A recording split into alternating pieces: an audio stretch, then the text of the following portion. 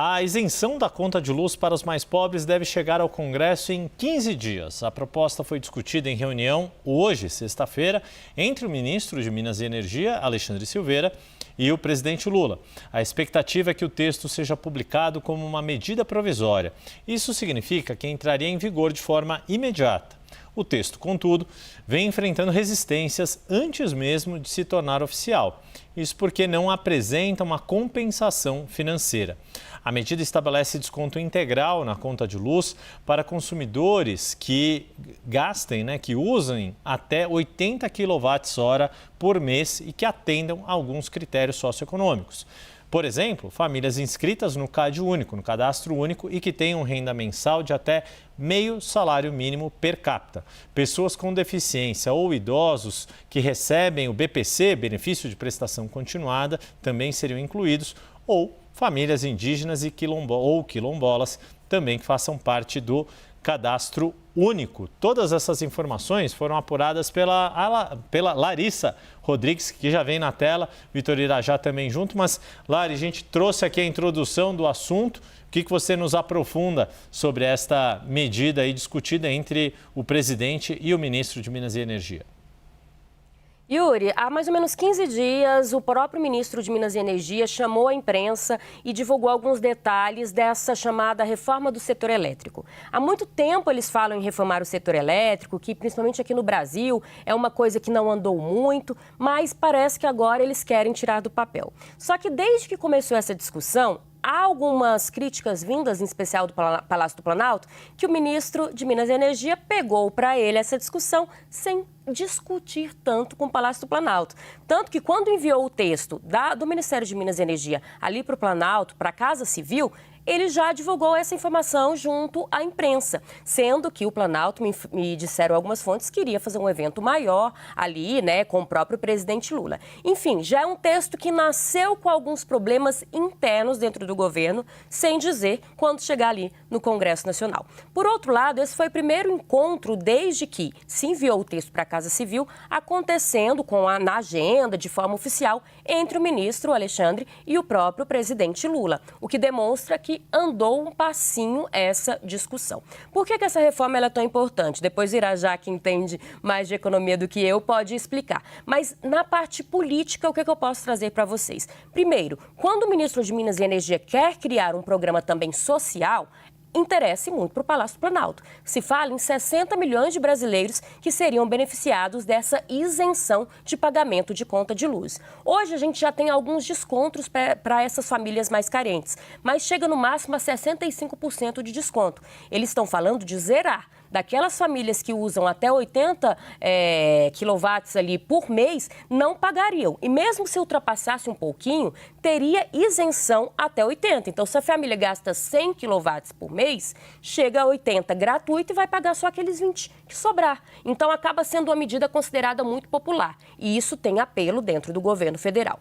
Por outro lado, tem outros detalhes mais técnicos, como, por exemplo, abrir o mercado para que cada pessoa escolha qual empresa que concede a energia elétrica possa usar e até acabar com algumas isenções para tentar bancar o desconto, que esses detalhes técnicos ainda está dando muita discussão no mercado como um todo. E a gente sabe que quando se trata de economia, o mercado acaba gritando muito alto e pode ter reclamações. Tanto que agora o Ministério de Minas e Energia, e essa é a novidade, quer enviar e teria tido o aval do Palácio do Planalto enquanto medida provisória, já para chegar enquanto poder de lei. Só que lembrando que a medida provisória ela precisa ser chancelada pelo Congresso Nacional em no máximo 120 dias. Então, por mais que chegue valendo como lei e isentando essas famílias, e se o Congresso demora? E se o Congresso volta atrás com todo o lobby do setor elétrico? Como que vai ficar essa história depois? E é isso que a gente vai acompanhar no restante do ano. Mas a promessa é, chegue em 15 dias no Congresso, o que é um grande avanço, porque se fala nisso desde que Alexandre Silveira assumiu o Ministério de Minas e Energia e ainda não tinha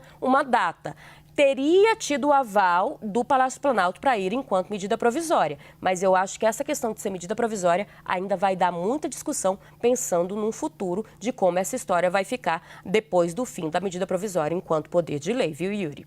Pois é, e aí, Vitor Irajá, né? Como a gente estava falando, uma das resistências, dos focos de resistência é justamente fazer a conta se fechar. Agora, a gente conhece o Congresso também. Fazer benesses é algo que atrai o Congresso, que deputados e senadores gostam de ter para si a oportunidade de dizer à população que tomaram uma medida que parece, né, pelo desenho que já foi colocado, socialmente justa. A questão é como fechar contas num governo que já tem uma série de problemas para fazer caber todo o orçamento dentro das suas despesas e benesses sociais. Mas tem uma ponderação também, né, Yuri? Mesmo para fazer benesses, a gente fala, né, dessas 60 milhões de famílias que seriam beneficiadas por essa medida, mas discutindo exatamente como isso seria pago, calcula-se, né, um impacto de 4,5 bilhões de reais que seriam acrescidos às demais tarifas de energia, né, e atingiria diretamente também a classe média e a partir daquele montante da população que não tem ali, né, que não consumiria até 80 kWh de energia e também não se enquadrariam ali nos requisitos propostos pelo governo. Então, na verdade, existe um cálculo político aí que ele não é tão óbvio. Né? Mas a Larissa, inclusive, me coloca em maus lençóis aqui para explicar um dos setores mais complicados da economia. Acho que não tem coisa mais complicada do que o setor elétrico. Mas vamos lá, fora esses 4,5 bilhões de reais, existe a possibilidade também de revisão de 10 bilhões de reais para financiar esse programa em subsídios, principalmente aqueles vindos concedidos à instalação, por exemplo, de energia limpa, como eólica também, e solar. Isso está sendo discutido, isso tem pode ter uma possibilidade de algum tipo de impacto do ponto de vista político também nessas discussões que acarretam essa proposta do ministro. E a Larissa também lembrou sobre esse imbróglio todo envolvendo o governo. Eu lembro, inclusive, que o ministro Fernando Haddad foi perguntado por jornalistas a respeito dessa proposta e disse não ter conhecimento dela, quando ela já estava, inclusive, na Casa Civil. Mas existe um outro ponto desse projeto que é bastante interessante, Yuri, que é a ampliação exatamente daquilo que é chamado de mercado livre de energia, né? Que já há uma possibilidade, principalmente para que empresas e grandes consumidores de energia escolham a rede elétrica, aquela que conceda a melhor tarifa, por exemplo, e há uma possibilidade de uma regulamentação e uma perspectiva de uma oferta dessa modalidade, né, para que o consumidor tenha o direito de escolha da sua rede elétrica a partir, evidentemente, da conveniência e do preço, e há essa perspectiva por parte do ministro e do Ministério de consolidar uma política pública regulatória para que haja uma segurança jurídica e uma possibilidade de ampliação exatamente desse mercado chamado mercado livre de energia para consumidores residenciais e também para os pequenos comércios. Muito obrigado mais uma vez, Vitor Irajá e Larissa Rodrigues. Yuri. Oi, diga, Lari. Desculpa te interromper, só fazendo um adendo, que o Irajá até brincou que eu coloquei ele em maus lençóis.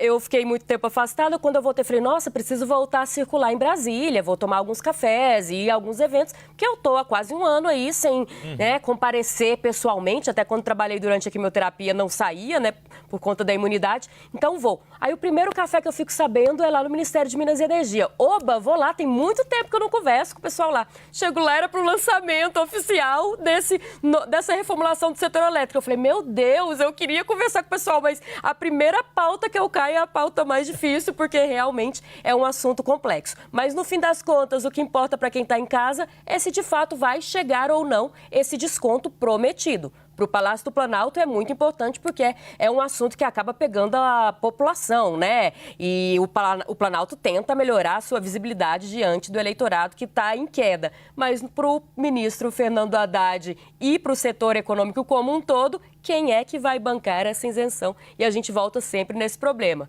Querem, né, a ala política e a ala econômica do governo sempre nessa rixa de quem ganha essa queda de braço.